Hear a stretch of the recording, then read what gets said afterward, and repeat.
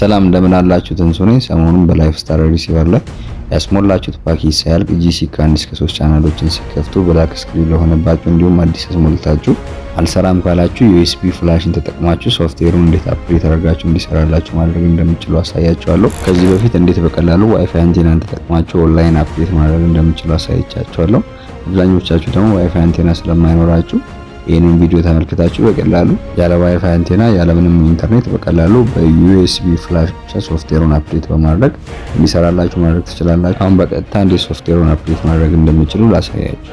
በመጀመሪያ ሪሞታችሁ ላይ ሜኑን ትነካላችሁ። እንደዚህ የተለያዩ ዝርዝሮችን ሲያመጣላችሁ ዩኤስቢ ማናጀር የሚል አለ። እሱ ላይ ወርዳችሁ ኦኬ ትላላችሁ። በቀጥታ ወደ ፋይላችሁ ያስገባችኋል። እናንተም ሶፍትዌሩን ካስቀመጣችሁበት ፎልደር ወይም ከፎልደር ውጪ ከሆነ ካስቀመጣችሁበት ቦታ 2.28 ኢትዮ ሼር ቱ ፋንካም የሚል 8 ሜጋባይት ፋይል የሆነ ሶፍትዌር ታገኛላችሁ። ሶፍትዌሩ ላይ ወርዳችሁ ኬስትሩ ዱ ዩ ዋንት ቱ አፕግሬድ ሶፍትዌር ኦር ዳታቤዝ ብሎ ጥያቄ ሲያመጣላችሁ የስ የሚለው ላይ ኦኬ ትላላችሁ። በቀጥታ ሶፍትዌሩን አፕዴት ማድረግ ይጀምራል። ፕሮግረስ የሚለው 100 ቁጥሩ እስኪጨርስ ድረስ ምንም ነገር መንካት አይጠበቅባችሁም። በመሃል ከተቋረጠ ሪሲቨሩ ኮራፕት ይሆናል ወይም ይበላሻል ማለት ነው። 100 ቁጥሩ ከጨረሰ በኋላ ሪሲቨሩ ዘግቶ ይከፍታል።